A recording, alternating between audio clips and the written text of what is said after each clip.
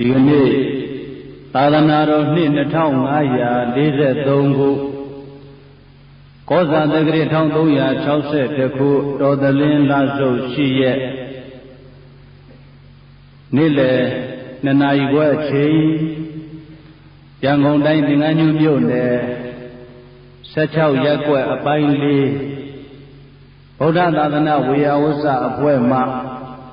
စည်ရင်ကျင်းပပြုလုပ်အပ်တဲ့ဒုဓမ္မာယုံဓမ္မသဘင်ပွဲ၌ဥပုသ်တရင်ဆောင်သုံးကြကုန်သောတရားနာပိသအပေါင်းသူတော်ကောင်းတို့အားဟောကြားအပ်သည့်သုတ္တန္တပိဋကဓမ္မပဒပါဠိတော်အထကရာဘဟုပုဒ္ဓိကသောနာထေရီဝတ္ထုကိုအခြေခံ၍ဥစဉ်ဟောကြားပေးမဲ့တရားကအမေများအတွက်တရားတစ်ပုဒ်ပါလိမ့်ဘုံဗုဒ္ဓိကသောနာထေရီဝတ္ထုကိုပဲအမေများအတွက်တရားတစ်ပုဒ်လို့အမိပြေးပြီးတော့ဥစဉ်ဟောကြားပေးပါမယ်ထိုတရားဒေသနာတော်ကိုကြွားရောက်လာကြသည့်ဓမ္မမာမကတရားနာပိဋကပေါင်းများစွာတို့အားဓမ္မဒါနမပြုသေးမီ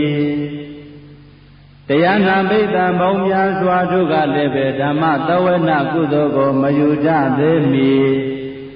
အာဇရိယလတောပတိတာရှိခဲ့ဘုသည်အတိုင်းဘုရားရှင်ကိုယ်တော်မြတ်ကြီးကိုပထမ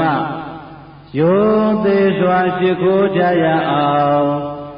အလုံးမဲ့ကိုယ်ဒီကိုယ်ငါလက်အုပ်ချီ၍အာယုံအယပူဇော်ကြပါသေဇောတိတောကာရုဏေနနာထောပရထမဝဟောကရောပယတနိဗ္ဗာနံဩသေဇာဒုက္ခရံကရံနာထောငါဤကိုယ်ွယ်ငါကိုကယ်၍ငါနယ်မချလူနာများဤကိုးစားရသခင်ဘုရားရှင်ကိုယ်တော်မြတ်ကြီးသည်ကာရုဏီနာတတဝခပင်ဆင်းရဲခြင်းကြောင့်ပြင်းပြလှစွာမဟာကရုဏာတော်သည်သေဇောတိတော်မဆောင်သာအောင်ခါခါထထနိုးစောအပ်သည်ဖြစ်၍ကရောပယတနိဗ္ဗာနံလလံမီလောက်အနည်းရောက်လျက်မျက်မှောက်ပြုရန်မြတ်နိဗ္ဗာန်ကိုဩသေသာလွယ်တကူလမ်းမယူပဲဘိုလ်လိုတွက်တာဆွန့်လွတ်ခွာ၍ဒုက္ခရံသာမန်လူများမကြံအားသည်ထိုချလွန်ခဲ့ရဲ့ကျင့်နိုင်ခဲ့သောပါရမီတော်ဖြစ်မှုကိုကရံကရုံတော်လေးစဉ်ခြေကိန်းကတသိန်းကထိန်သိမ်းရှင်းစဉ်ဖြစ်ခြင်းတော်မူလျက်ပရထံလူနာများချမ်းသာပွားဖို့တရားဖြစ်ကြီးပွားရေးကိုအဝဟောကိုဆင်းရဲမှုလစ်လူရှု၍အမှုပါအောင်ရွယ်ဆောင်တော်မူခဲ့ပါ၏ဓမ္မာကရုဏိကံတို့မှာကရုဏာပိုင်ရှင်ဘုရားသခင်ကိုယ်တော်မြတ်ကြီးကိုမယံတရားဟောပုဂ္ဂိုလ်တရားနာပုဂ္ဂိုလ်ဆိုကြကုန်သောထိုများစွာငါခန္ဓာကိုသူငါသမုတ်အကျွန်ုပ်တို့သည်ဝန္ဒီဝန္ဓမံကာယဝစီမနောချီလျက်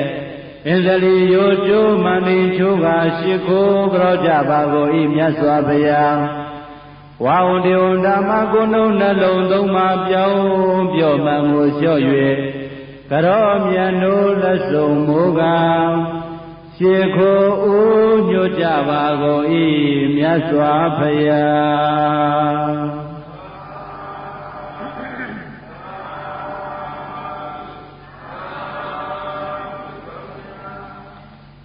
တရားနာပိဋကအပေါင်းသူတော်ကောင်းများ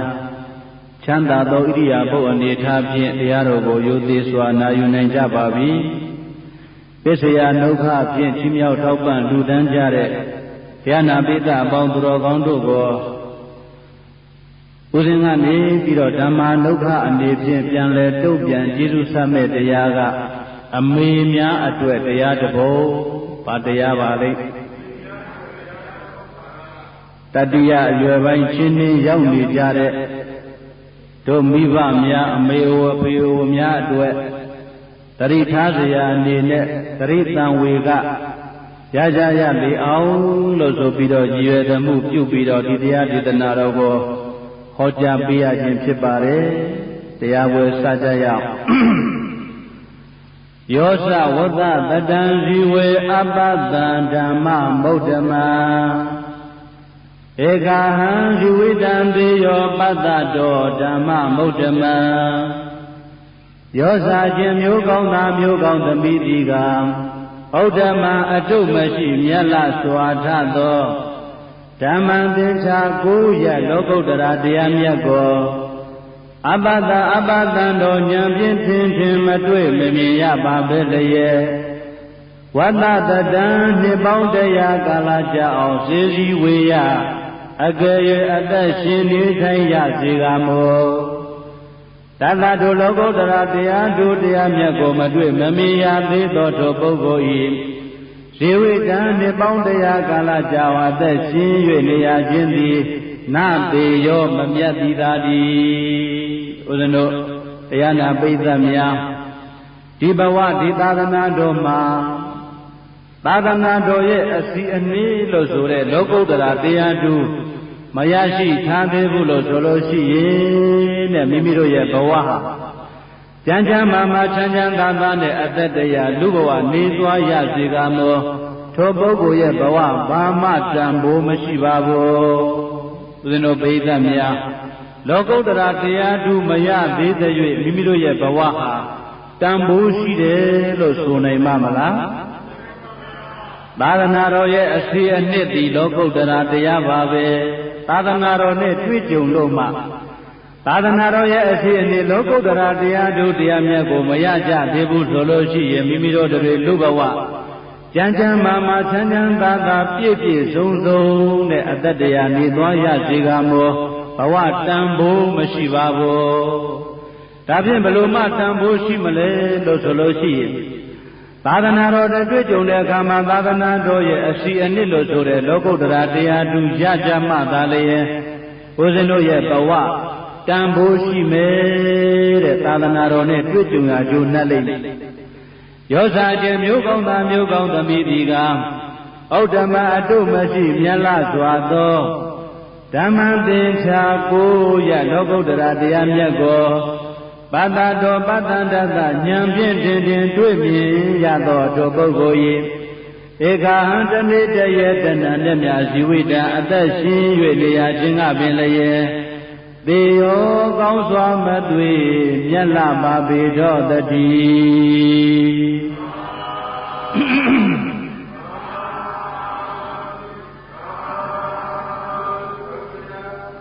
ဘုရင်တော်တရားနာပိဿအပေါင်းသူတော်ကောင်းတို့တွေဟာသာသနာတော်နဲ့တွေ့ကြုံမှလျက်နဲ့လောကုတ္တရာတရားတူမရသေးဘူးလို့ဆိုလို့ရှိရဲ့ဘဝတန်ဖိုးမရှိကြသေးဘူးလူဖြစ်ရကြိုးမနှက်ကြသေးဘူးသာသနာတော်နဲ့တွေ့ကြုံရကြိုးမနှက်ကြသေးဘူးလို့ဒီလိုရှင်းစွာသဘောကျထားပါဣတိမန္ဓမ္မဒေသနံတတ္ထာစေတဝနေဝိဟရံတော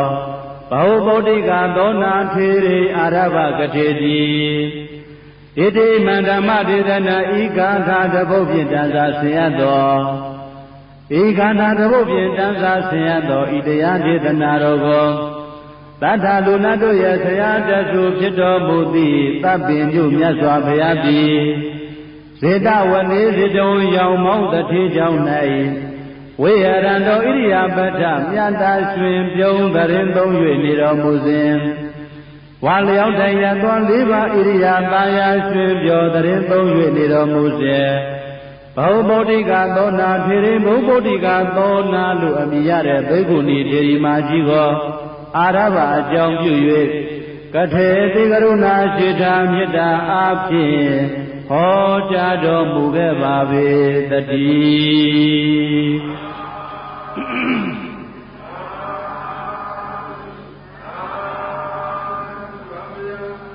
ဒီတရားဒေသနာတော်ကိုဥစဉ်တို့ဘုရားမြတ်စွာသာဝတိပြေမွန်စေတဝံရွှေကြောင့်သိအောင်စံပြောတရင်သုံးတော်မူစဉ်ဘောဗုဒ္ဓိကသောနာလို့အမည်ရတဲ့ဘိက္ခုနီထေရီမာကြီးကိုအကြောင်းပြုပြီးတော့ဟောကြားတော်မူခဲ့ပါတယ်အသက်90ကျော်80နန်းဒီမှဘိက္ခုနီမှဝတ်လာတဲ့အဖွားကြီးတဲ့လူဘဝလူပေါင်းမှနေစဉ်တုန်းကတော့မိမိရဲ့သင်သားနဲ့သမီးသားတွေနဲ့ပစ္စည်းတရားနဲ့အမတန်မှပြည့်စုံကြွယ်ဝတဲ့ဖွားကြီး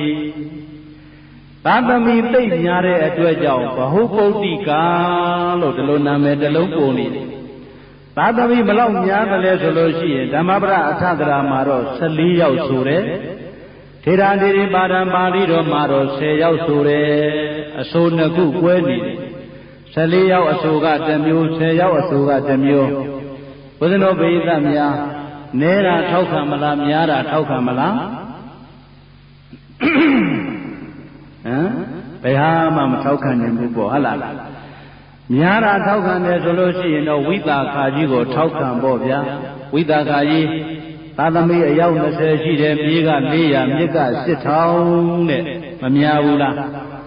ဒီများတာကြိုက်တဲ့ပုဂ္ဂိုလ်ကျတော့ဝိသခာကိုထောက်ခံလိုက်ကြဘုရားရှင်ကိုရောမြတ်ကြီးရဲ့အလိုတော်ကိုပြောရမယ်ဆိုလို့ရှိရင်နေတာကိုထောက်ခံရမယ်ဘာကိုထောက်ခံရမလဲဧကောစရိခခဝိသနာကဘောသန္တရာဝဆင်းရဲကလွတ်မြောက်လို့တဲ့ပုဂ္ဂိုလ်သည်ကြံ့ကြိုကဲ့သို့တယောက်တည်းကျင့်မှာဘုရားကတော့တယောက်တည်းနေတာသဘောကျတယ်ဘုရားတို့ပိသများတယောက်တည်းနေနိုင်ပြီလားတယောက်တည်းမနေနိုင်တော့2ယောက်ပေါင်းပြီးတော့နေလိုက်ကြ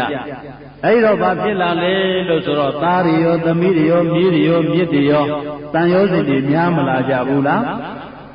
ဒါကြောင့်ဘုရားရှင်ကိုရောမြတ်ကြီးကသန္တရာဝဆင်းရဲကလွတ်ကျင်တယ်ဆိုလို့ရှိရဲ့တယောက်တည်းနေနိုင်အောင်ကြိုးစားတဲ့တယောက်တည်းနေနိုင်ပြီဆိုလို့ရှိရင်သန္တရာဝကလွတ်ဖို့နေပြီလို့ဒီလိုသဘောကျရဒီတော့ဦးဇင်းတို့ပိဋကများနေတာကိုထောက်ခံမယ်ဆိုလို့ရှိရင်10ယောက်ထောက်ခံပေါ့များတာထောက်ခံတယ်ဆိုရင်14ယောက်ပေါ့ဘုဗုဒ္ဓိကာဆိုတာသာသမီသိပ်များတယ်လို့ဆိုတဲ့အတွက်ကြောင့်တို့ပိဋကရေ14ယောက်ပဲထားကြပါစို့သာသမီ14ယောက်ရှိတဲ့အဖွားကြီးမိမိရဲ့လင်သားနဲ့ပျော်ပျော်ပါပါသားတွေသမီးတွေနဲ့နေလာလိုက်တာကျိုးစွာလင်သားဖြစ်တဲ့ပုဂ္ဂိုလ်ကအရင်ဆုံးသွားတယ်သာသမီ14ယောက်နဲ့ကြံရစ်တယ်အဲ့ဒီသာသမီ14ယောက်ကိုကျွေးမွေးဆောင်ရှောက်ပြီးတော့နေလာလိုက်တာသာသမီတွေအသက်ရွယ်ရလို့တယောက်ပြီးတယောက်တယောက်ပြီးတယောက်အိမ်တော်ပြုတ်သွားတဲ့အခါကျတော့နောက်ဆုံးအဖွားကြီးပစ္စည်းဥစ္စာတွေနဲ့တယောက်တည်းကြံရစ်တယ်တဲ့သာသမီ14ယောက်အိမ်တော်ကျသွားအဖွားကြီးတယောက်တည်းပစ္စည်းတွေနဲ့ကြံရစ်တဲ့အခါကျတော့သာသမီတွေကတိုင်ပင်ကြတို့အမေအိုကြီးတဲ့တယောက်တည်းနေနေရတယ်ပစ္စည်းဥစ္စာတွေကလည်းများပြားစိတ်မချဘူးတဲ့ပြီးတော့ကြတို့အမေကအိုးနေပြီဘာစည်းပွားရေးမှလည်းမလုံနိုင်တော့တို့တွေအမေအိုကိုဝိုင်းပြီးတော့အမွေတောင်းကြရအောင်ဝေခံတိုက်စီလို့ဆိုတဲ့အတိုင်းသာသမီတွေကဘိုးဗုဒ္ဓကံသောနာဖွားကြီးအတန်ကိုသွားပြီးတော့အမွေတောင်းကြတယ်အမေတဲ့အမေဟာအသက်အရွယ်လည်းကြီးပါပြီစည်းပွားလည်းလုံနိုင်တော့ဓမ္မမဟုတ်ပဲနဲ့တဲ့ဒါကြောင့်သားတို့သမီးတို့ကအမွေပစ္စည်းအလုံးခွဲဝေပေးပါတို့ပိဿရဲ့အမွေမတောင်းကြဘူးလားသာသမီတွေကမွေခံတိုက်စီလို့ဆိုတဲ့အတိုင်းအမွေတောင်းကြတယ်ဒီအမွေပစ္စည်းလို့ဆိုတာကလည်းပဲမိမိတို့မသေးခင်ခွဲဝေချမ်းပြီးတော့ပေးရင်ပေးခဲ့မပေးဘူးလို့ဆိုလို့ရှိရင်သာသမီတွေကကြံတဲ့ပစ္စည်းဝိုင်းပြီးတော့လူကြဒီတော့ဒီအမွေပစ္စည်းလို့ဆိုတာသာသမီတွေရန်တိုက်ပေးတာနဲ့မတူဘူးလားတချို့အမွေကိစ္စနဲ့တစ်သက်လုံးမခေါ်နိုင်မပြောနိုင်တယ်လို့ဖြစ်ကြနောက်ဆုံးသားလည်းမစားရသမီးလည်းမစားရကြားတဲ့ကရှိနေကပဲကုံစားသွားရတယ်နော်ဒါကြောင့်မိမိတို့ရဲ့သာသမီတွေရဲ့ပေါ်မှာအမွေပစ္စည်းဥစ္စာကိုမိမိတို့မအိုခင်မနာခင်မသေးခင်ကကြိုတင်ပြီးတော့ပွဲချမ်းဝေပေးရမယ်ဓမ္မသာသမီတွေရန်တိုက်ပေးရမရောက်ဘူးအခုလည်းသာသမီတွေကဝိုင်းပြီးတော့မွေးတောင်းကြတဲ့အခါကျတော့ဘုဗ္ဗုဒ္ဓကသောနာဖွားကြီးကသားတို့သမီးတို့တဲ့အမေမှရှိတဲ့ပစ္စည်းဥစ္စာတွေကိုမင်းတို့ကအကုန်ဝေချမ်းခွဲပေးလိုက်မယ်ဆိုလို့ရှိရင်အမေပါသွားပြီးတော့စားမလဲအမေဘယ်သူနဲ့နေရမှာလဲအမေတဲ့အမေမှာသားသမီး14ယောက်တောင်ရှိတာပဲအိမ်တော်14ကိုရှိတဲ့အတွက်ကြောင့်အမေပါမှပူစရာမလိုပါဘူးအမေတယောက်တည်းနေတာသားတို့သမီးတို့စိတ်မချပါဘူးသာသမီ14ယောက်ရှိတာသားတို့သမီးတို့ချွေးမတို့တမက်တို့ကအမေကိုပြုစုမှာပေါ့တဲ့အမေအားငယ်စရာမလိုပါဘူးလို့ဆိုပြီးတော့ဝိုင်းဝန်းပြောင်းပြန်နားချတဲ့အခါကျတော့ဘွားကြီးနားယောင်ပြီးတော့ပစ္စည်းဥစ္စာတွေအကုန်လုံးခွဲပေးလိုက်တယ်တဲ့ဘာမှမကြံတော့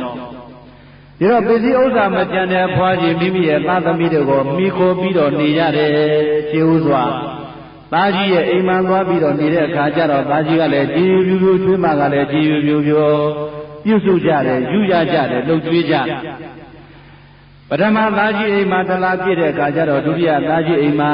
ဆက်ပြီးတော့သွားအဲ့ဒီလိုနဲ့14လကြာတော့14အိမ်တော်ပြည့်သွားတယ်တဲ့အဖွားကြီးတပတ်လည်သွားတပတ်လည်သွားတဲ့အခါကျတော့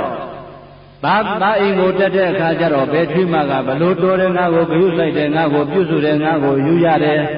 ဘယ်ထွေးမကတော့ငါကိုမကြည်ပြူဘူးအမြဲတမ်းညူစုစောင်းမြောင်းနေတယ်လို့ဆိုတာသူမှတ်ထားတယ်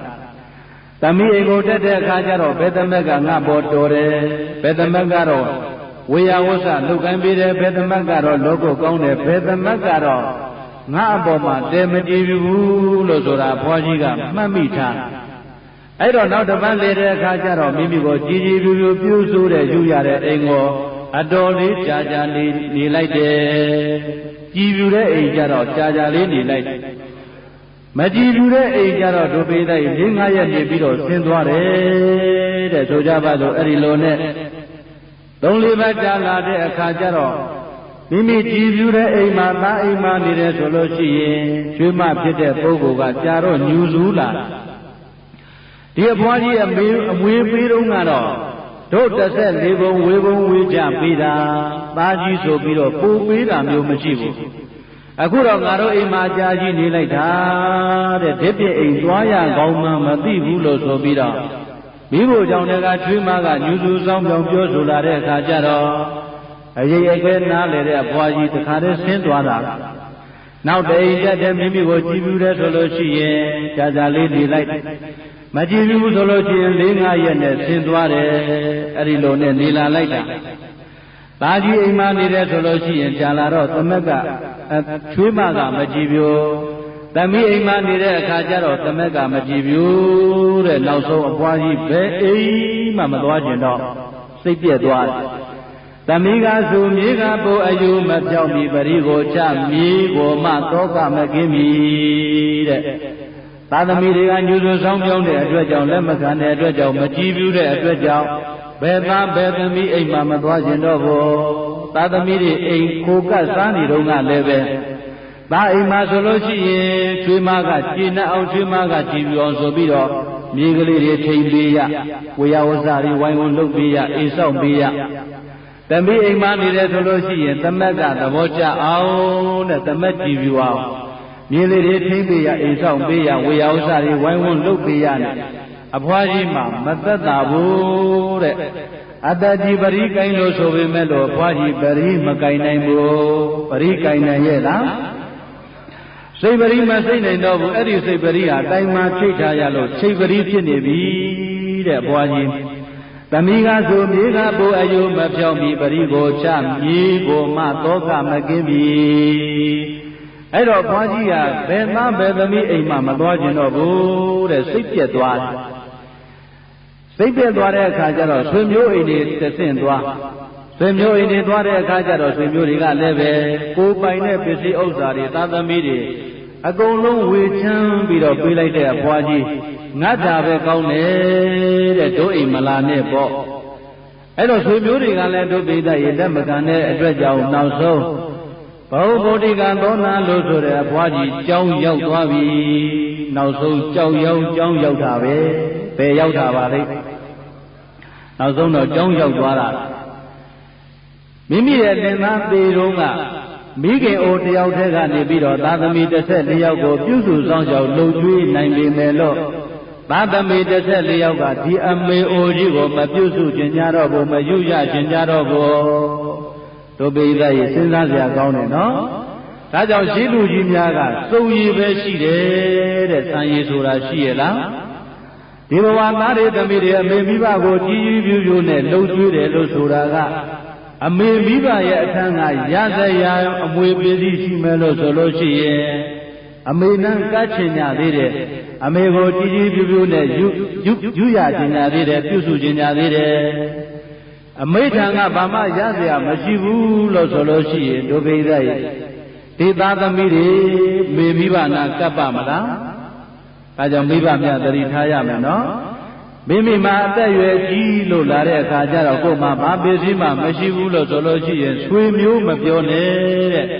မိမိရဲ့ရင်ကလွယ်ပြီးတော့မွေးဖွားလာတဲ့သားတွေသမီးတွေကတောင်မကတ်ချင်ပါဘူးတဲ့မယင်မှန်လာဤလောက၌မိဘကိုပင်ဥစ္စာမြင်မှာခင်မင်မြတ်လေးသားတို့ကြွေ၏ငွေကြေးမရှိဖမ်းပြီးတော့အသမီးသားလည်းခံပါမိရမကတ်တုံလေးရှောင်ရခွေအမေမိဘစီကရစရာမရှိတော့ဘူးလို့ဆိုလို့ရှိရင်ဘယ်သားဘယ်သမီးမှမကတ်ချင်ကြဘူးဒါကြောင့်အမေမိဘကိုပြုစုရယူရတယ်လို့ဆိုတာတို့အမေမိဘစီကရစရာရှိလို့ပြုစုတာမျိုးမဟုတ်ဘဲနဲ့မိဘရဲ့ဂုဏ်ကျေးဇူးကိုနားလည်သဘောပေါက်ပြီးတော့ပြုစုမှသာလေမိမိတို့ရဲ့သာသမီကိုတရားလေတာဝန်ကြည်တဲ့ကုသိုလ်လည်းရတယ်ဒါကြောင့်မိဘရဲ့ဂုဏ်ကျေးဇူးကိုတီးပြီးတော့သာသမီတွေကျေးဇူးမဆက်သင့်ဘူးလားဒွိဏံဘေကဝေနသုပ္ပတိကာရံဝရမိဘုရားရှင်ကိုတော်မြတ်ကြီးကမာတုဘောဓကသုတ်တံမှာလောကမှာကျေးဇူးဆက်လို့မကျေနိုင်တဲ့ပုဂ္ဂိုလ်နှမျိုးရှိတယ်တဲ့အဲ့ဒီပုဂ္ဂိုလ်နှမျိုးကဘယ်သူလဲဆိုရင်မိမိတို့ရဲ့အမေနဲ့အဖေပါပဲဘယ်သူတွေပါလိမ့်ကိုယ်အမေအဖေဟောဒီကမ္ဘာလောကကြီးထဲမှာကျေးဇူးအများဆုံးတဲ့ဘလောက်ကျေးဇူးများတယ်လဲဆိုရင်ပထဝီဝေလုကံပတ္တံတိနေရုဥနဝမိကံဇကဝါလံသူစီကရံသမုဒ္ဒောပါတိကံယထာမဟာပထဝီမြေအထုဘလောက်ပဲထုတယ်ဒီမှာပါတယ်ပဲပြောအမေမိဘရဲ့မေတ္တာအမေမိဘရဲ့စေရနာအမေမိဘရဲ့ဂုဏ်ကျေးဇူးနဲ့နှိုင်းရှင်လိုက်မယ်ဆိုလို့ရှိရင်ဝါရွက်လေးလောက်သာရှိပါတယ်ဘလောက်ရှိပါလိမ့်မိဘမေတ္တာနဲ့မဟာပထဝီမြေထုနဲ့တိုင်းတာလိုက်တဲ့အခါကျတော့မဟာပထဝီမြေထုကြီးဟာဝါရွက်လောက်လေးသာရှိပါတယ်တဲ့7,400အမြင့်ဆောင်တဲ့မြင့်မိုးတောင်းကြီးဘလောက်ပဲမြင့်မာတယ်ပြောဘလောက်ပဲကြီးမားပါတယ်ပြောမိဘရဲ့မေတ္တာမိဘရဲ့စေရနာမိဘရဲ့ဂုဏ်ကျေးဇူးနဲ့နှိုင်းရှင်လိုက်မယ်ဆိုလို့ရှိရင်နွားဦးကြိုလောက်လေးသာရှိတယ်ဘလောက်ရှိပါလိမ့်နွားဦးကြိုလေးလောက်ပဲရှိတယ်တဲ့မြင့်မိုးတောင်ကပြီးသွားမိဘကျေးဇူးကသိပ်ပြီးတော့ကြီးတယ်စัจ java လာအနန္တဘလောက်ကျေဝန်းမာတယ်ပြောမိဘရဲ့မေတ္တာမိဘရဲ့ဂုဏ်ကျေးဇူးနဲ့နှိုင်းရှင်လိုက်မယ်ဆိုလို့ရှိရင်အနဖားပေါက်လေးလောက်သာရှိပါတယ်စัจ java လာအနန္တဘလောက်ကျေတဲ့မိဘမေတ္တာနဲ့နှိုင်းရှင်တော့သိမသွားဘူးလားအနဖားပေါက်လေးလောက်ပဲရှိတယ်တဲ့သမုဒ္ဒရာလေးစဉ်ထဲမှာရှိတဲ့ရေရိဟာဘလောက်ပဲများပါတယ်ပဲပြောမိဘရဲ့မေတ္တာမိဘရဲ့စေရနာမိဘရဲ့ဂုဏ်ကျေးဇူးနဲ့နှိုင်းရှင်လိုက်မယ်လို့ဆိုလို့ရှိရင်မိုးရေပေါက်လေးလောက်သာရှိပါတဲ့ဒုပိသရဲ့မိဘရဲ့ကျေးဇူးမများဘူးလားဒါကြောင့်သာသမီတွေအတွက်မိဘကျေးဇူးဟာအများဆုံးတဲ့လောကမှာကျေးဇူးဆက်လို့မကျေနိုင်တဲ့ပုဂ္ဂိုလ်ဟာမိမိတို့ရဲ့အမေမိဘပါပဲမိဘညာကဖကိုလက်ဝဲကင်ဆွဲချီလျက်ပကုံးတဲ့ဝဲအသက်ဆုံးအောင်မြန်လို့ဆောင်လဲအခေါင်အပြားလှုပ်ထွေးညာလဲမွေးဖွားပိုက်တိုးရှိတင်မှုတည်းကျေးဇူးလဲပြိုင်မဆက်နိုင်လေအမေမိဘကျေးဇူးသိလို့မို့တို့ဒီအမေအဖေကိုကျေးဇူးဆက်မယ်လို့ဆိုပြီးတော့အမေကိုလက်ရပဲပကုံးပေါ်မှာတင်အဖေကိုလက်ဝဲပဲပကုံးပေါ်မှာတင်ပြီးတော့ရန်သက်ပံဒီအမေအဖေပကုံးပေါ်တင်ပြီးတော့လှုပ်ထွေးတာတောင်မှမိဘကျေးဇူးမကြည်နိုင်ပါဘူးကြည်နိုင်ရဲ့လားအေးတခါတော့ကဒကာကြီးတယောက်လိုတော့မလုံနဲ့နော်ဒကာကြီးတယောက်ကအမေမိဘကျေးဇူးဆက်တဲ့အနေနဲ့နေ့စဉ်ဟင်းတက်ခွက်ပို့ပေးတယ်တဲ့မိဘရှိတော့တနေ့တော့ခုလိုတရားပွဲနာရင်းနဲ့မိဘကျေးဇူးဆက်လို့မကုန်တဲ့အကြောင်းနာလိုက်ရတော့ဒကာကြီးစိတ်ထဲဘလို့ဖြစ်သွားလဲမိဘကျေးဇူးဆက်လို့မကုန်မဲ့အတူတူတော့ငါဟင်းတက်ခွက်နဲ့ဘာမှထိရောက်မှာမဟုတ်ပါဘူးငါမဆက်တော့ဘူးလို့ဆိုပြီးတော့ဟင်းတက်ခွက်တောင်မပို့တော့ဘူးတဲ့နော်အဲ့ဒါလိုတော့မလုပ်နဲ့နော်ဆိုလိုတာကမိဘကျေးဇူးဟာသိကြီးမားတဲ့အတွက်ကြောင့်မိဘကျေးဇူးဆက်လို့မကုန်နိုင်ဘူးလို့ဘုရားရှင်ကိုရောမြတ်ကြီးကမိဘရဲ့ကျေးဇူးကိုစောစောကဥပမာရင်းနဲ့တင်စားပြီးတော့ဟောကြားတော်မူတယ်။ဒါကြောင့်မိမိတို့တွေမိဘကျေးဇူးဆက်တဲ့နေရာမှာအမေစီကရစရာရှိလို့မျောလင်းချက်ရှိလို့ကျွေးမွေးပြုစုတာမျိုးမဟုတ်ဘဲနဲ့အမေမိဘရဲ့ဂုဏ်ကျေးဇူးကိုနားလည်ပြီးတော့ ကျေးဇူးဆက်တဲ့အတိဇာတာအနုဇာတာသာသမီမျိုးတွေဖြစ်ပါစေဒီနေရာမှာဒုပိသရဲ့သာသမီ3မျိုးရှိတယ်သာသမီဘယ်နှမျိုးပါလဲအတိဇာတာသာသမီရဲ့အနုဇာတာသာသမီရဲ့အဝဇာတာသာသမီ3မျိုးအတိဇာတာသာသမီလို့ဆိုတာမိဘတည်တဲ့အစစအရာရာသာလွန်တဲ့သာသမီကိုအတိဇာတာသာသမီမိဘတွေရဲ့ခြေရာနေနိုင်တဲ့သာသမီမျိုးအမေမိဘကိုအမေမိဘနဲ့ဓာန်တူရည်တူလိုက်နိုင်တဲ့သာသမီမျိုးကိုအနုဇာတသာသမီတဲ့လိမ္မာရေးချရှိတဲ့သာသမီတွေပေါ့နောက်တတိယသာသမီကအဝဇာတသာသမီတဲ့အမေမိဘတွေအောက်ယုံညံ့တဲ့သာသမီမိဘကျေးဇူးနားမလဲတဲ့သာသမီအမေကိုစော်ကားတဲ့သာသမီအမေကိုပြစ်ထားတဲ့မိဘတွေကိုပြစ်ထားတဲ့သာသမီအဲ့ဒီလိုသာသမီမျိုးကြတော့ဒုပိသရဲ့အဝဇာတသာသမီလို့ခေါ်ပါဘာသာသမီပါလိမ့်အခုဘုံဗုဒ္ဓိကသောနာလို့ဆိုတဲ့ဘွားကြီးရဲ့သာသမီ14ယောက်ဟာအဝဇာတသာသမီတွေတဲ့မိဘကျေးဇူးသိကြရဲ့လားအမေအိုကြီးကတော့သာသမီ14ယောက်ကိုပင်ပန်းပန်းနဲ့ရှားပွေပြုစုစောင့်ရှောက်လာခဲ့ပေမဲ့လို့သာသမီ14ယောက်ကဒီအမေအိုကြီးတယောက်ကိုလုံမကျွေးကျင်တော့ဘူးတဲ့မလုံကျွေးနိုင်ကြတော့အဲ့တော့သားတွေကလည်းလက်မကန်သမီးတွေကလည်းလက်မကန်ဆွေမျိုးတွေကလည်းလက်မကန်တဲ့အခါကျတော့ဘုဗုဒ္ဓိကသောနာလို့ဆိုတဲ့ဘွားကြီးကျောင်းရောက်သွားပြီဘယ်ရောက်သွားပါလိမ့်နောက်ဆုံးတော့ကျောင်းရောက်သွားတာပဲတဲ့ဒါပေမဲ့လို့ဒီသားသမီးတွေကိုတော့ပြန်ကျေးဇူးတင်ရမလို့ဖြစ်နေတယ်နော်တချို့မိဘတွေအမေအိုတွေအဖေအိုတွေကဒီသားသမီးပြည့်ပြည့်တဲ့အပေါ်မှာတွေ့တာဆွဲလန်းပြီးတော့နေတဲ့အတွက်ကြောင့်သားသမီးနဲ့လည်းမခွာနိုင်ပြည့်ပြည့်တင်နဲ့လည်းမခွာနိုင်ဒီသားသမီးမြင့်မြင့်ရဲ့အကြမှာပျော်ပါနေကြတဲ့အဖိုးအဖွားတွေတချို့ဥပုံမဆောင်နိုင်တဲ့အဖိုးအဖွားတွေမရှိဘူးလား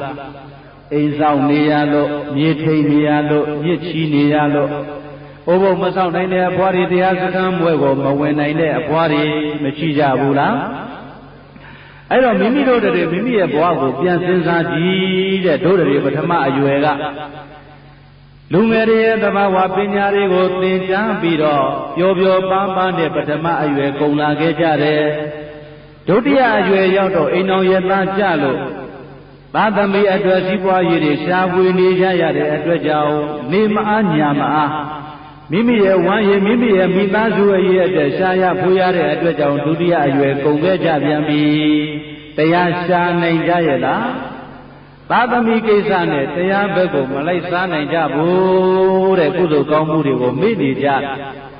အခုတတိယအရွယ်ပိုင်းရောက်လာပြန်တော့လည်းပဲဒီသာသမီဒီပစ္စည်းဥစ္စာတွေနဲ့မကွဲနိုင်မခွာရဲ့ဖြစ်ပြီးတော့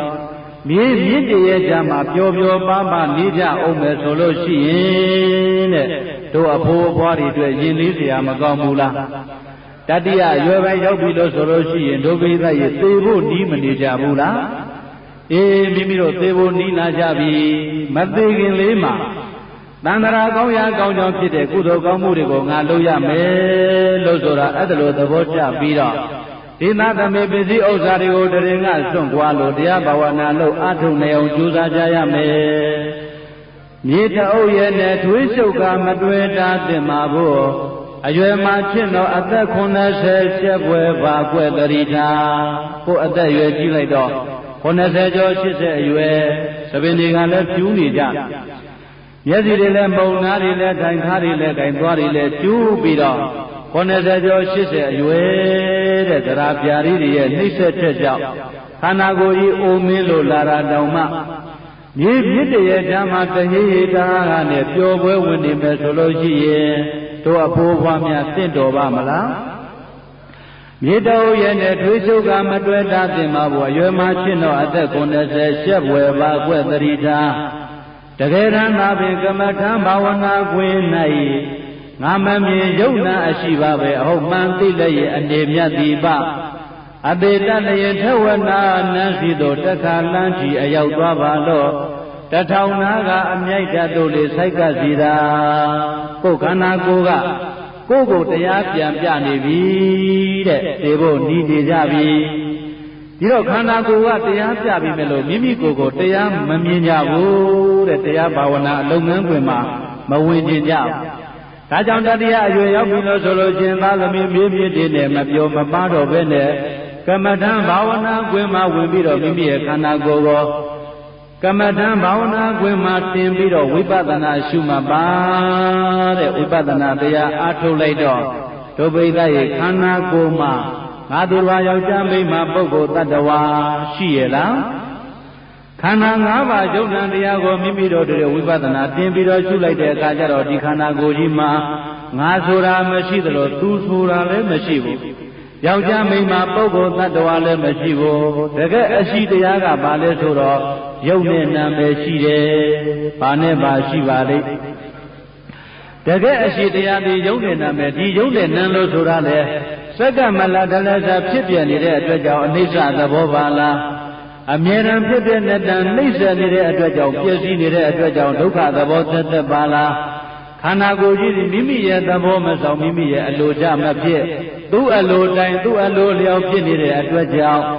ကိုယ်မပိုင်တဲ့အနတ္တသဘောပါလားလို့အဲ့ဒီလိုလက္ခဏာရေး၃ပါးထင်မြင်လာအောင်ဝိပဿနာတင်ပြီးတော့ရှုမဲ့ဆိုလို့ရှိရဲ့အနေလဲမြတ်တယ်အသေးလဲမြတ်တယ်အနေလဲကောင်းကြလိမ့်မယ်အသေးလဲကောင်းကြလိမ့်မယ်တဲ့တကယ်တမ်းသာပင်ကမ္မထံဘာဝနာကွင်း၌ငါမမြင်ရုပ်နာရှိပါပဲအဟုတ်အမှန်သိလျက်အနေမြတ်တိပါအသေးတပ်ပြေထက်ဝလာနန်းစီတော့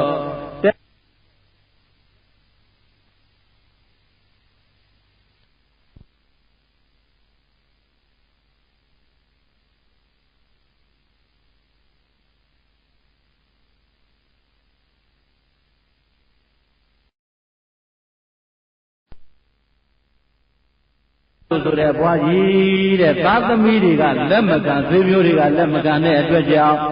နောက်ဆုံးဘုရားရှင်ကိုတော်မြတ်ကြီးရဲ့ကျောင်းတော်ကိုရောက်သွားပြီအသက်80ကျော်80နာနီးနေတဲ့ဘွားကြီးမတမယမတင်မတဲ့ဘယိုဘယပြိုကျဲပြီးတော့အိုပွဲဝင်နေတဲ့ဘွားကြီးစားရမယ်တောက်ရမယ်ကိုဆွေမျိုးအိမ်နဲ့တောင်းဒီဆွေမျိုးအိမ်နဲ့တောင်းနဲ့တောင်းစားရတဲ့ဘဝ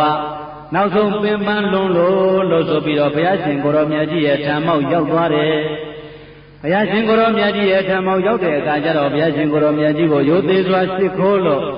သင်တင်လျောက်ပါတကူသောအရာမှာတီးပြီးတော့ဘုရားရှင်ကိုရောမြတ်ကြီးကိုလျှောက်ထားတယ်လဘေယံဗန္တိဘဝတော်တံတိကေပပိဇံလဘေယံဥပတံပရန္တိ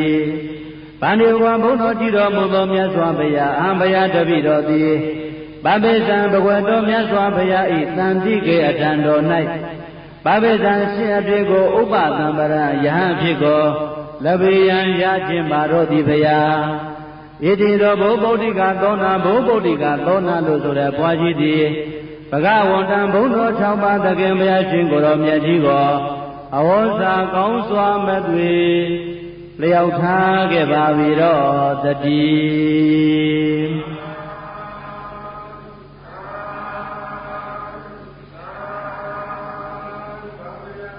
ဘုံတော်ကြည်တော်မူသောမြတ်စွာဘုရားတပည့်တော်ဘုရားရှင်ကိုတော်မြတ်ကြီးရဲ့သာသနာတော်မှာယဟန်ပြုပါရစေယဟန်ပြုခွင့်ပေးပါအဲ့လိုကြောက်ထားတဲ့အခါကျတော့ဘုရားရှင်ကိုတော်မြတ်ကြီးကဒကမာကြီးတဲ့ဒကမာကြီးမှာသာသမီများမရှိဘူးလားသာသနာ့ဘောင်ဝင်ရောက်ပြီးတော့ယဟန်ပြုတယ်လို့ဆိုတာအနည်းဆုံးပရိက္ခရာ10ပါးတော့ရှိရမယ်ဘုရားကအဲ့လိုမေးတဲ့အခါကျတော့ဘုဗုဒ္ဓိကသောနာဘွားကြီးကလက်ထက်ကတောင်ဝေးကိုမြောက်ပြပြီးတော့ဘုံတော်ကြည်တော်မူသောမြတ်စွာဘုရားတပည့်တော်ရဲ့လက်ထဲမှာတောင်ဝေးတစ်ချောင်းပဲရှိပါတော့တယ်ဘုရားတပည့်တော်မှာသာသမီ14ယောက်ရှိပါတယ်တဲ့ဒါပေမဲ့လို့ဒီသာသမီ14ယောက်ကဟောဒီတပည့်တော်ရဲ့လက်ထဲမှာရှိတဲ့တောင်ဝေးလောက်အာမကိုရပါဘူးဘုရားတောင်ဝေးကမှသာသမီ14ယောက်တဲ့အာကိုရပါလေတဲ့ဤတောင်ဝေးကနွားခွေအန္တရာယ်ကာကွယ်ဖေးမှအကိုရ၏တောင်ဝေးကမှလမ်းသွားတဲ့အခါနွားတွေကျွဲတွေခွေးတွေတွေ့လာပြီဆိုလို့ရှိရဲ့ဒီတောင်ဝေးလေးကအန္တရာယ်မဖြစ်အောင်ကာကွယ်ပေးပါတယ်မြတ်စွာဘုရားဤတောင်ဝေးကနွားခွေအန္တရာယ်ကာကွယ်ဖေးမှအကိုရ၏ကင်းပအယောင်မိုက်အမောင်ဝဲရှေ့ဆောင်လမ်းပြအသုံးကြခဲ့ညကမောင်မဲမဲစံတဝါဝါနဲ့သွားရတယ်ဆိုလို့ရှိရင်ဟောဒီတောင်ဝေးလေးကရှေ့ကနေပြီးတော့စံတဝါဝါနဲ့ရှေ့ကနေလမ်းပြပြီးတော့ပေးပါတယ်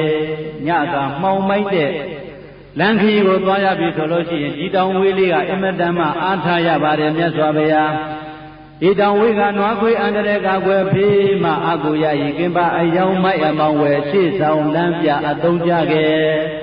လမ်းမလမ်းချင်းမြို့ရတဲ့ဝယ်တွင်ကျင်ကြိုင်နေထုံမလဲအောင်အမြဲထောင်မှလမ်းမှန်ပြ၏မြို့ရဲရွာရဲသွားတဲ့အခါကြိုင်နေမကြအောင်ခလုတ်မတိုက်အောင်ဟောဒီတောင်ဝေးလေးကအမြဲတမ်းကူညီဆောင်ရှောက်နေပါတယ်မြတ်စွာဘုရား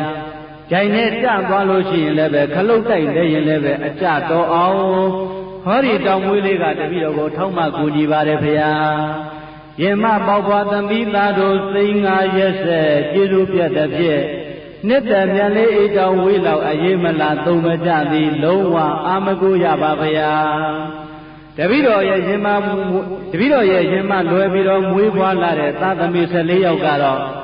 တပည့်တော်ရဲ့အပေါ်မှာကျေးဇူးမသိဘဲနဲ့ကျေးဇူးပြက်ပြီးတော့စောကားမောကားနဲ့တပည့်တော်ကိုပြောဆိုလွတ်တဲ့အတွက်ကြောင့်ဟောဒီတောင်ဝေးလောက်တောင်မှအာမကူရပါဗျာဒုဗေဒရဲ့ဘိုးဗုဒ္ဓကသောနာပွားရင်ဘုရားရှိမှသူသားသမီးတွေရဲ့အကြောင်းကိုရင်ဖွင့်ပြောနေတာသားသမီး14ယောက်တဲ့ဒုဗေဒရဲ့တောင်ဝေးကအာကူရတယ်တဲ့ဘာကအာကူရတောင်ဝေးကလေးမှာတောင်ဝေးကလေးကမှမိမိရဲ့လက်ထဲမှာအမြဲတမ်းလိုက်ပါပြီးတော့မိမိကိုကိုကြီးစောင့်ရှောက်ပေါ်ရပါတယ်မြတ်စွာဘုရားသားသမီး14ယောက်ကတပည့်တော်အတွက်ဟောဒီတောင်ဝေးလောက်တောင်မှအသုံးမကျပါဘူးဘုရားလို့လျှောက်တော့ဘုရားရှင်ကိုယ်တော်မြတ်ကြီးကဩလူပေါင်းလူလောကမှာဒုက္ခရောက်လာတဲ့ဘွားကြီးလို့ဆိုတာဘုရားရှင်ကိုယ်တော်မြတ်ကြီးကသိတော်မူတဲ့အတွက်ကြောင့်မိတွေတော်ဂေါရမီကိုခေါ်ပြီးတော့ဟောဒီအဘွားကြီးလူပေါင်းမှာဒုက္ခရောက်လာတယ်တဲ့ပရိက္ခရာ7ပါးရှာပြီးတော့ဘိက္ခုနီမှာပြုလုပ်ပေးလိုက်ပါဘုရားရှင်ကိုယ်တော်မြတ်ကြီးကမိန့်တော်မူတဲ့အတွက်ကြောင့်မိတွေတော်ဂေါရမီကပရိက္ခရာ7ပါးရှာပြီးတော့ဘိက္ခုနီမှာဝတ်ပေးလိုက်တဲ့အတွက်သာသနာတော်မှာဘုဗုဒ္ဓကသောနာထေရီလို့ဆိုပြီးတော့ဒီလိုဖြစ်လာအဲ့တော့ဒုဗိဒရဲ့စဉ်းစားကြည့်တော့အသက်80ကျော်80နာနီးမှသာသနာပေါင်းဝင်ရောက်ပြီးတော့ဘိက္ခုနီမှာပြုလာတဲ့ဘွားကြီးတဲ့ဒုဗိဒရဲ့စာသင်နိုင်မအောင်မလားအသက်အရွယ်ကကြီးတိုးရမာကြီးလို့ဆိုပြီးတော့သာသပေတာဘိက္ခုနီမှာငယ်ငယ်လေးတွေကအဲ့ဒီမှာအမြဲတမ်းတံပေးကြတယ်အပြောဆိုမှားတဲ့အခါအနေထိုင်မှားတဲ့အခါကျတော့အဘွားကြီးပြောတာဆိုတာမှားပြန်ပြီးအနေထိုင်မှားပြန်ပြီးဆိုပြီးတော့ဝိနည်းတတ်တဲ့သာပေပရိယာတတ်ကျွမ်းတဲ့ဘိက္ခုနီမတွေကမှန်မဲပြီးတော့တန်ခဏခဏပေးတယ်တဲ့သာသနာပေါင်းရောက်တော့လေသူမသက်သာသေးဘူးနော်လူပေါင်းလူဘဝလှမ်းကြည့်လိုက်တဲ့အခါကျတော့လေသာသမီတွေကမကြည်ပြူကြတဲ့အတွက်ကြောင့်သာသမီတွေကမိမိကိုမိမိရဲ့အပေါ်မှာမိမိကိုသာသမီတွေကနှင်ထုတ်လိုက်ကြတဲ့အတွက်ကြောင့်လူပေါင်းမှာလည်းသူပြောလင်းချက်မရှိတော့သာသနာပေါင်းဝင်ရောက်လာတဲ့အခါကျတော့လေသာတပေတာဘိက္ခုနဲ့ဘိက္ခုနီမလေးတွေကအရွယ်ကြီးမှဝတ်လာတဲ့တိုးထွက်မှကြီးလို့ဆိုပြီးတော့ဒံခဏခဏပေးလို့စိတ်ထဲကမသက်သာဒီတော့ဘွားကြီးပါစဉ်းစားလဲဆိုတော့ငါအာကိုရာအားထားကြောင့်ကတော့တရားပဲရှိတယ်တဲ့ငါတရားရအောင်ကြိုးစားမယ်ဟောဒီဘဝဟောဒီခန္ဓာကိုယ်ဟောဒီကြံရှိနေတဲ့ငါရဲ့ကြံရှိနေတဲ့အချိန်ကာလမှာဒီသာသနာတော်အတွင်းမှာပဲရင်းနှီးပြုပြီးတော့ငါတရားထုရအောင်ကြိုးစားမယ်လို့အဲ့ဒီလိုအတွေးပေါက်ပြီးတော့ဘုရားရှင်ကိုယ်တော်မြတ်ကြီးရဲ့ထံကကမ္မထံတရားတွေတောင်းပြီးတော့အဲ့ဒီအချိန်ကစပြီးတော့နေရောညာရောအာထုတ်တယ်တဲ့ဘွားကြီးမအိတ်တော့ဒုဗေဒရဲ့ဘွားကြီးအိတ်ရဲ့လားနေဘက်မှာဆိုလို့ရှိရင်ကျောင်းဝေယဝဆတွေလောက်ကရင်းတဲ့တရားဘာဝနာလုပ်ကိုကြိုးစားပြီးတော့အာထုတ်တယ်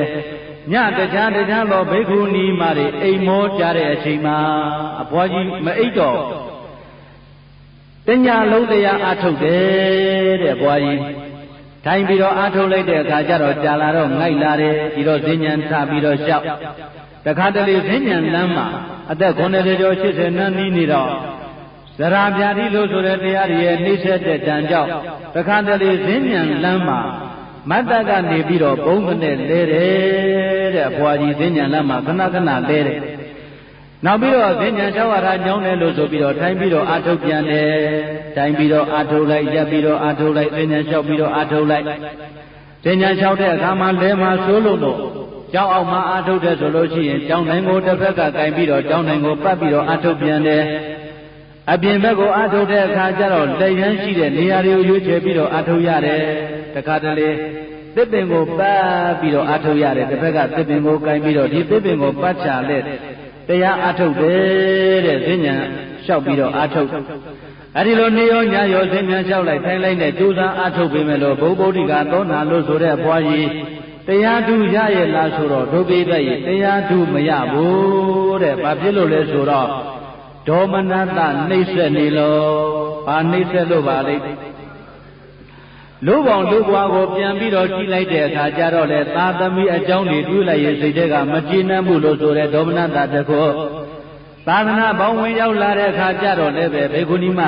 ငယ်ငယ်လေးတွေကသာတပိတာဘေကုဏီမငယ်ငယ်လေးတွေက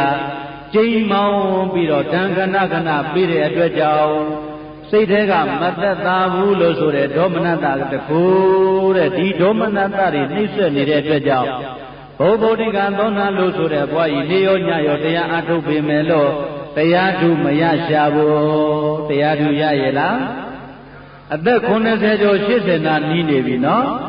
အသက်ကြီးပေမဲ့လို့မပြည့်စည်တဲ့စိတ်ဓာတ်နဲ့ဒုပိသရဲ့လုံးလဝရိယအားကိုးပြီးတော့ငါအားကိုးရအားထားရကတော့တရားပဲဒီတရားကိုမရရအောင်ငါကြိုးစားမယ်ဆိုပြီးတော့နေရောညရောအားထုတ်ပေမဲ့လို့တရားဓုမရရှာဘူးလာပြည့်လာွယ်နေ့ရောက်ပြီဆိုလို့ရှိရင်တခြားသောဘေကုဏီမတွေကဘုရားရှင်ကိုရောမြတ်ကြီးရှိရာကိုသွားပြီးတော့တရားနာကြတယ်ဘုဗ္ဗုဒ္ဓိကသောနာလို့ဆိုတဲ့ဘွားကြီးလည်းတရားနာလိုက်ခြင်းတယ်ဒါပေမဲ့လို့ဘေကုဏီမတွေကနေပြီးတော့ဘွားကြီးတဲ့တော်ကြပိဋကအလယ်မှာအနေမတအတိုင်းမတနဲ့အပြစ်ဖြစ်နေလိမ့်မယ်အဘွားကြီးတရားနာမလိုက်ပါနဲ့ကြောင်းဆောင်ရပါ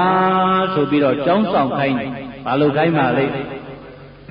ကျောင်းမှာနေရင်တည်းဆိုလို့ရှိရင်လည်းကမနေရပါနဲ့တပြည့်စည်းလဲပါတောက်ရီအိုတွေဖြေပါချိုးရည်တွေကိုခတ်ထားပါတဲ့အခုဆောင်းတွင်းကြီးလို့ဆိုတော့တပည့်တော်တို့တွေရွေနေလေးဆက်ပြီးတော့ချိုးခြင်းပါတယ်ရွေနေအိုလေးလည်းထည့်ထားပါဦးတခြားဘေကုဏီမတွေကမညာမတာခိုင်းကြပြီးတော့အဖွားကြီးကကျောင်းဆောင်ရင်းနဲ့တပည့်စည်းတွေလဲထားတောက်ရီအိုတွေဖြည့်ထားနောက်ပြီးတော့ချိုးဖို့ရည်တွေလည်းခတ်ထားပြီးတော့ရေနွေးနဲ့ဆက်ပြီးတော့ရေချိုးရအောင်လို့ဆိုပြီးတော့မိဖို့ဆောင်မှာအဘွားကြီးရေနွေးအိုးတဲတယ်အဘွားကြီးဘာလုပ်လဲဝေယဥစ္စာတွေဆောင်ရွက်ပြီးတဲ့အခါကျတော့ရေနွေးအိုးတဲမယ်လို့ဆိုပြီးတော့မိဖို့ကြောင့်ထဲမှာရေနွေးအိုးတဲရင်လည်းမိတွေထိုးရင်လည်းသူပါစဉ်းစားမိတယ်လဲဆိုလို့ရှိရင်ဒုပိသမိထိုးတဲ့အခါကျတော့ထင်းတွေအတင်းတင်းထိုးထည့်တဲ့အခါကျတော့မိတော့ဒီမတောက်ဘူးလားမိတော့တွေကတဟုံတောက်ထင်းတွေထိုးထည့်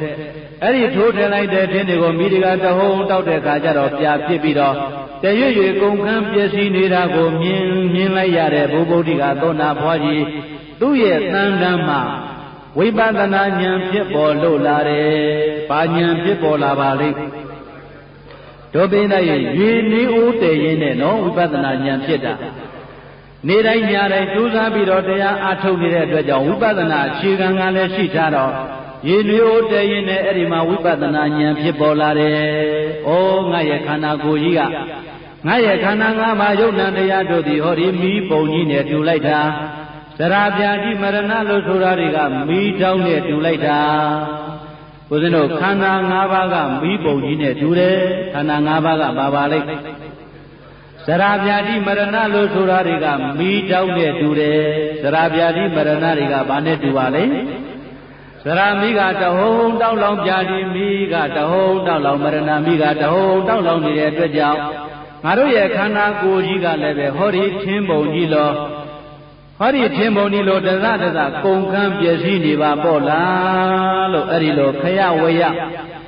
ခန္ဓာ၅ပါးယုတ်နံတရားတွေရဲ့အဖြစ်အပျက်ဆိုတဲ့ဝိပဿနာဉာဏ်အမြင်ရလာတယ်ဒီတော့ဘေကုဏီမကြီးစဉ်းစားတယ်ငါဒီလိုဉာဏ်အခြေခံပြီးတော့ဘုရားရှင်ကိုယ်တော်မြတ်ကြီးရဲ့တရားတစ်ပုဒ်လောက်နာရမယ်ဆိုလို့ရှိရင်ငါဧကံမုတ်ချတရားထူးရမှာတဲ့အခုတော့ငါတရားနာခွင့်မရဘူးဆိုပြီးတော့ဘုဗ္ဗုဒ္ဓိကသောနာဆိုတဲ့ဘွားကြီးရေနွေးဦးတည်ရင်နဲ့မျက်ရည်တွေစီးကြလာတယ်တရားမနာရလို့ကြတဲ့မျက်ရည်တဲ့ဘာကြောင့်ကြတဲ့မျက်ရည်လဲတရားမနာရလို့ကြတဲ့မျက်ရည်တဲ့သူ့မှာသောကတွေဝင်နေတာဒေါမနတတွေဖြစ်ပြီးတော့မျက်ရည်တွေကြပြီးတော့ငိုနေတဲ့ထိုဘုဗ္ဗုဒ္ဓိကသောနာလို့ဆိုတဲ့ဘေကုဏီမကြီးကိုဘုရားရှင်ကိုယ်တော်မြတ်ကြီးက ဒေတဝံကျောင်းတိုက်ကနေပြီးတော့လှမ်းမြင်တော်မူလိုက်တယ်အဲ့ဒီမှာဘုဗုဒ္ဓိကသောနာလို့ဆိုတဲ့ဘွားကြီးတရားတူရမယ်အရေးကိုမြင်တော်မူတဲ့အတွက်ကြောင့်ဘုရားရှင်ကိုရောမြတ်ကြီးကရှေးဥစွာရောင်ကြီးတော်တွေလွတ်လိုက်တယ်။ဘာတွေလွတ်လိုက်ပါလိမ့်။ရောင်ကြီးတော်တွေလွတ်လိုက်တဲ့အခါကျတော့ရောင်ကြီးတော်တွေကဝင်းလက်လာတော့ဘာရောင်နေပါလိမ့်လို့လှမ်းကြည့်လိုက်တဲ့အခါကျတော့ရောင်ကြီးတော်တွေမှန်းသိရ။ဩဘုရားရှင်ကိုရောမြတ်ကြီးငါစီကိုရောင်ကြီးတော်တွေလွတ်နေတယ်လို့ဆိုပြီးတော့ဘုရားရှင်ကိုရောမြတ်ကြီးဖူးမြင်လိုက်ရတဲ့ဘုဗုဒ္ဓိကသောနာလို့ဆိုတဲ့ဘွားကြီးမှာစောစောကဖြစ်ပေါ်နေတဲ့ဒေါမနတတွေတောကတွေအကုန်လုံးပျောက်သွားတယ်တဲ့ပီတိသောမနတတွေဖြစ်လာကံလစိတ်တံမုထုစိတ်တံဥဒကစိတ်တံပသနာစိတ်တံဝိတိဝရဏစိတ်တံစိတ်ဓာတ်တွေပြောင်းမသွားဘူးလား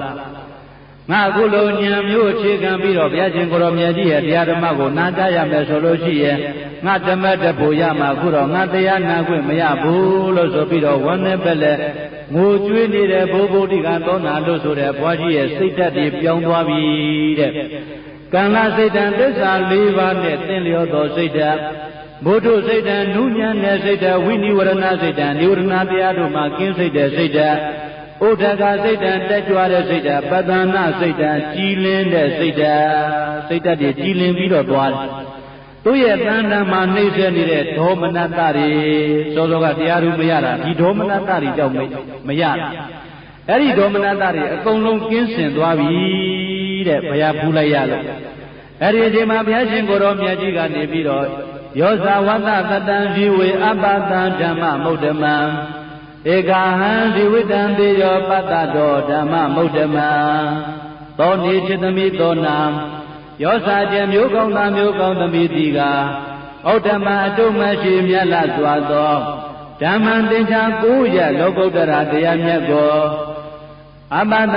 တံတော်ဉာဏ်ဖြင့်ထင်ထင်မတွေ့မမြင်ရပါပဲဝတ္တတတ္တနှစ်ပေါင်းတရာကာလကြောင့်စေစည်းဝေယအကရေအသက်ရှင်နေတရားစေကမောတဏ္ဍထိုလောကုတ္တရာတရားဓုကိုမရရှိထားသည့်သောပုဂ္ဂိုလ်၏ဇေဝိတံကြံကြံမာချမ်းချမ်းသာသာနဲ့အသက်တရားနေရစေကမောနသေယောမမြတ်တော်သည်သာရီယောစာကျင်မျိုးကောင်းသားမျိုးကောင်းသမီးသည်ကဩဓမ္မတုမရှိမြတ်လာစွာသောဓမ္မသင်္ချာကိုရလောကုတ္တရာတရားမြတ်ကိုပတ္တတော်ပတ္တန္တသာဉာဏ်ဖြင့်ထင်ထင်တွေ့မြင်ရသည်ဖြစ်၍ဧကဟံတဏိတရဲ့တဏ္ဍနဲ့မြာဇေဝိတံအသက်ရှင်၍နေထိုင်ရခြင်းကပင်လည်းသေယောကောင်းစွာမတွေ့မြတ်လာပါပေတော့ဤဣတိဤသို့ဘဂဝါဘုန်းတော်၆ပါးသခင်ဘုရားရှင်ကိုယ်တော်မြတ်ကြီးသည်အိမံဩဘာသဂါထံဤကြောင့်ကြီးတော်တို့နှင့်တကွာလွတ်တင်အပ်သောတရားဂါထာတို့ကိုအဟောစာဘုဗုဒ္ဓိကသောနာရဲ့နာကောင်းစွာကြားအောင်ဟောကြားတော်မူလိုက်ပါပေတည်း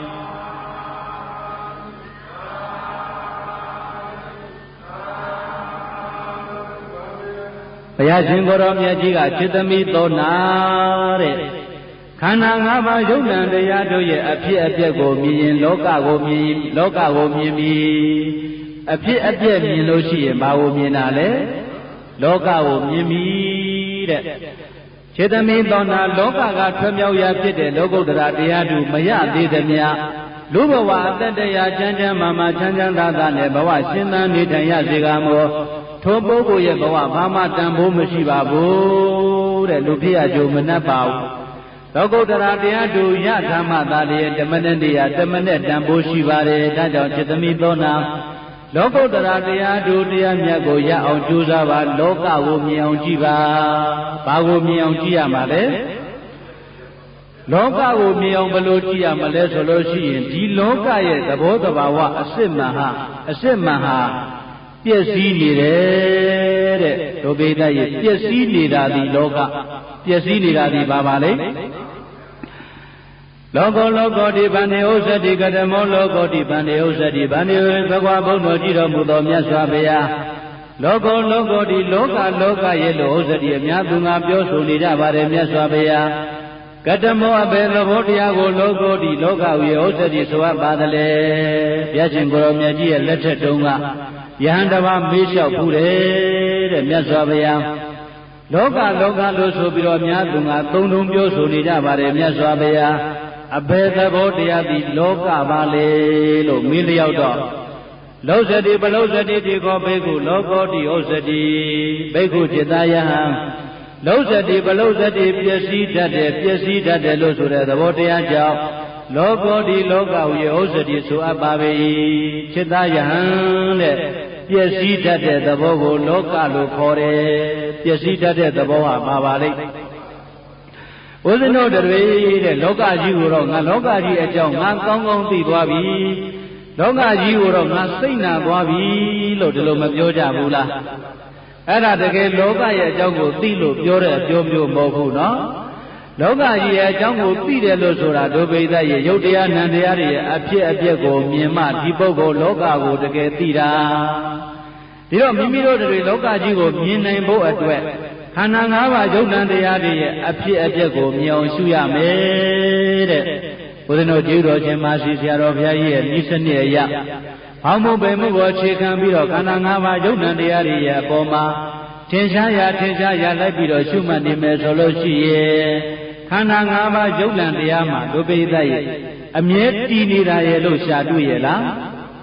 ဘောင်းနာပိနာလေးကလည်းဖြစ်ပြီးတော့ပြက်တော်ပေါ်ပြီးတော့ပြောက်ထုံနာကျင်နာနာရာကြိုက်တာကလည်းအမြဲတမ်းဖြစ်နေတာမဟုတ်ဘူးဖြစ်ပြီးတော့ပြက်ပေါ်ပြီးတော့ပြောက်မြဲတာရှိရဲ့လားမြဲတာဘာမှမရှိဘူးတဲ့ဘာပဲမှတ်ဖြစ်ပြီးတော့ပြက်ပေါ်ပြီးတော့ပြောက်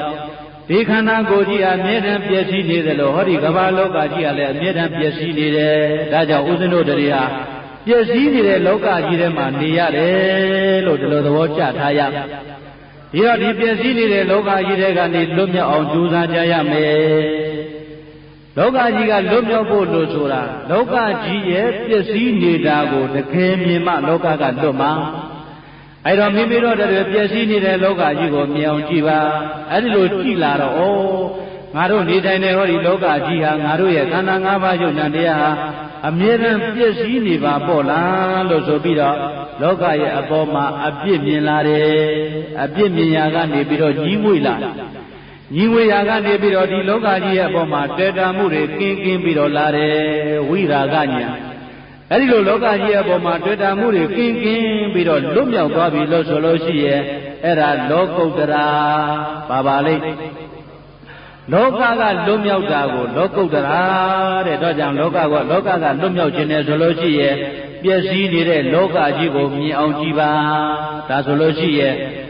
အသင်္ကတလို့ဆိုတဲ့လောကုတ္တရာနယ်ပယ်တဲ့ရောက်သွားပြီတဲ့အသင်္ကတလောကုတ္တရာဆိုတာဒုပိသရဲ့ပျက်စီးမှုရှိရဲ့လားမိမိတို့တွေပျက်စီးနေတဲ့လောကကြီးကနေပြီးတော့မပျက်စီးတဲ့အသင်္ကတလောကုတ္တရာနယ်ပယ်တဲ့ကိုရောက်ရှိသွားပြီအဲ့ဒီလိုရောက်ရှိသွားပြီလို့ဆိုလို့ရှိရဲ့မိမိတို့တွေတဲ့ဘဝတန်ဖိုးရှိမသွားဘူးလားဒါကြောင့်တတိပဒံတရားကိုအခြေခံပြီးတော့လောကကြီးကိုမြင်အောင်ကြည့်ပါတတိပဒံမပြတ်ရှုမှတ်နေလျင်ဘယ်ဟာကိုမှမြဲတယ်မထင်ယုတ်နံတစ်မျိုးကြောင်းကျိုးသိမြင်အနတ္တသိကနိဗ္ဗာန်ဝင်ဒါကြောင့်စေတမိသောနာတဲ့ခန္ဓာ၅ပါးယုတ်နံတရားတွေရဲ့အဖြစ်အပျက်ကိုရှုမှတ်ပွားများမယ်ဆိုလို့ရှိရဲ့ဒီခန္ဓာ၅ပါးယုတ်နံတရားသည်အနိစ္စမမြဲပါလားဒုက္ခဆင်းရဲပါလားအနတ္တကိုမပိုင်ပါလားလို့ကွဲပြားသိလာပြီဆိုလို့ရှိရင်စေတမိသောနာလောကုတ္တရာနယ်ပယ်တွေကိုရောက်လိမ့်မယ်လို့ဘုရားရှင်ကိုရောမြတ်ကြီးကဧကာဒဒေသနာတော်နဲ့ဟောကြားလိုက်တဲ့အခါကျတော့ဒေသနာဝန္တနေဒေသနာတော်ဤအဆုံးနဲ့ဘုဗုဒ္ဓိကသောနာထေရီဘုဗုဒ္ဓိကသောနာလိုအမည်ရတဲ့ဘိက္ခုနီထေရီမจิตတိသာလဘိညာရဲ့ဘိညာဉ်6ပါးတို့ဖြင့်၎င်းအထာယပฏิတံပိဓာယပฏิတံပိဓာ4ပါးတို့ဖြင့်၎င်းအထသမပတ္တိ10ပါးသောသမပတ္တို့ဖြင့်၎င်းသာအတူတကွာအရဟတံအသောကင်ကွာယံ၌ရဖြစ်သောပါပုလိကောင်းစွာမသွေဆက်ရောက်တော်မူခဲ့ပါပေသတည်း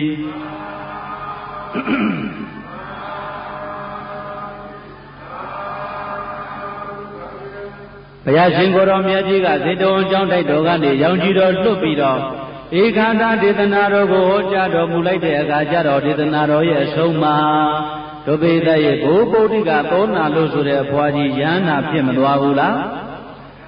ယဟနာဖြစ်သွားတဲ့အခါကျတော့ဘုရားရှင်ကိုယ်တော်မြတ်ကြီးကအသက်90ကျော်80နာနီးမှယဟန်ပြုလာတဲ့ဘိက္ခုနီမကြီးအသက်အရွယ်ကြီးပေမဲ့လို့မပြည့်စည်တဲ့စိတ်ဓာတ်နဲ့နေရောညရောတရားဓမ္မတွေကိုကျင့်ကြံပွားများအားထုတ်တဲ့အတွက်ကြောင့်ငါဘုရားရှင်ကိုယ်တော်မြတ်ကြီးရဲ့သာသနာတော်မှာဘိက္ခုနီမအားလုံးနေတဲ့မှာဝရိယအရှိဆုံးလို့ဆိုတဲ့အာရတဝရိယဧတတဲ့ချီးမြှင့်တော်မူတယ်။ဘာဧတတဲ့ပါလိမ့်တို့ပိသရဲ့ချီးကျူးစရာမကောင်းဘူးလားအသက်90ကျော်80ရောက်ပြီမဲ့လို့မလျှော့တဲ့ဇွဲနဲ့မပြည့်စည်တဲ့စိတ်ဓာတ်နဲ့ကြံရှိနေတဲ့အချိန်ကာလငါတရားဓမ္မရအောင်ကြိုးစားမယ်ဒီဘဝဒီသာသနာတော်မှာပဲတရားဓမ္မဖြင့်ငါချမ်းသာမှုရစေမယ်လို့ဆိုတဲ့လုံးလာဝရိယဖြင့်ကြိုးစားအထုတ်တော်မူတဲ့ဘိုးဘုဒ္ဓိကသောနာတို့ဆိုတဲ့ဘွားကြီးယန္နာဖြစ်သွားပြီတဲ့ဝရိယအရှိဆုံးလို့ဆိုတဲ့ဧတရက်ကိုရရှိတော်မူသွားပါတယ်ဒါကြောင့်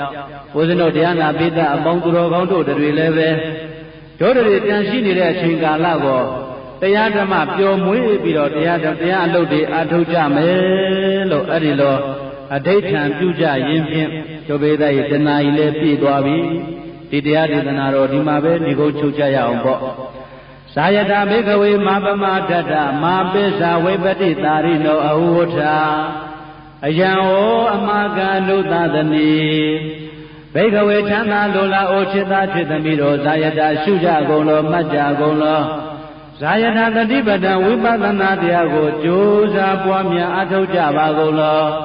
မာပမတတ္တမင်းမြေရောရောပေါ်ပေါ်ဆဆမနေကြပါကုန်လေဝါမရှုမဖဲမနေကြပါကုန်လေပိစ္ဆာခွင်ကောင်းလွန်ပြီးရာနောက်အခါ၌ဝါဆွေးမြေရိုးရင်အိုမင်း၍သေတွင်ဒေဝရောက်လာနောက်အခါ၌ဝိပတိတာရိနောမဟုတ်ခင်မနာခင်မသေးခင်ကကြိုတင်သမောဝိပဿနာကုသိုလ်လုပ်ငန်းတွေကိုကြိုးစားပွားများအာမထုတ်ခဲ့ဒီမှာမာတိစွာကိုနောင်တရကနှလုံးမသာရသည်မာအဟုဝဋ္ဌမဖြစ်ကြပါစေကုန်လင်အယံဣတရိပိစကားတိကဟောဒုံမကံသင်္ချေသာချစ်သမီးတို့အတွက်မာကံကဘုရားတို့၏အနုသာသနီအပံပါထထပေတော်မူအပ်သောဆုံးမတော်ကြီးပါပေတည်း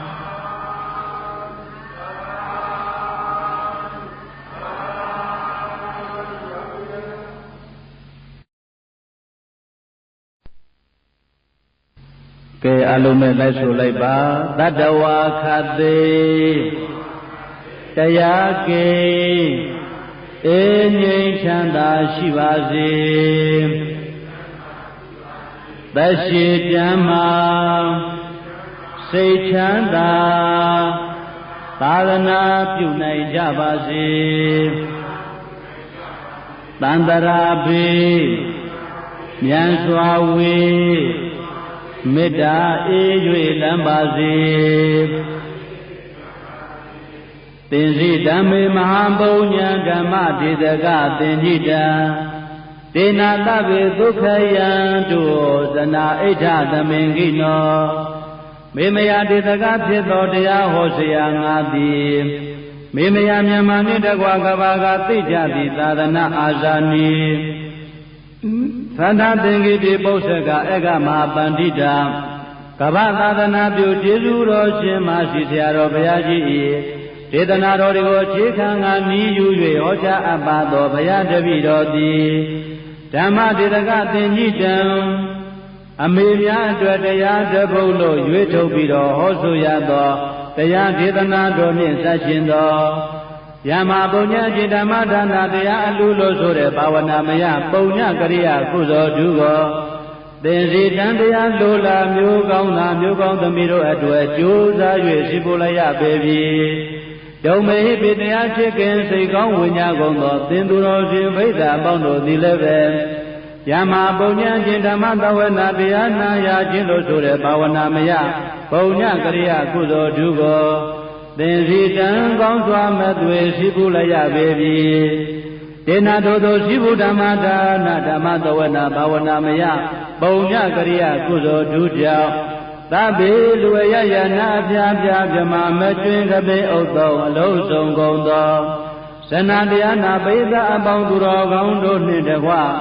တတဝါဟုနှလိုပြမပေါင်းများစွာတို့သည်ဣဋ္ဌသမေကိနောမိမိတို့လိုလားတောင်းတအပ်သောကောင်းကျိုးချမ်းသာဣဋ္ဌတွေပြည့်တရေမင်္ဂလာပေါင်းတို့နှင့်ပြည့်စုံကြကုန်သည်သာဖြစ်၍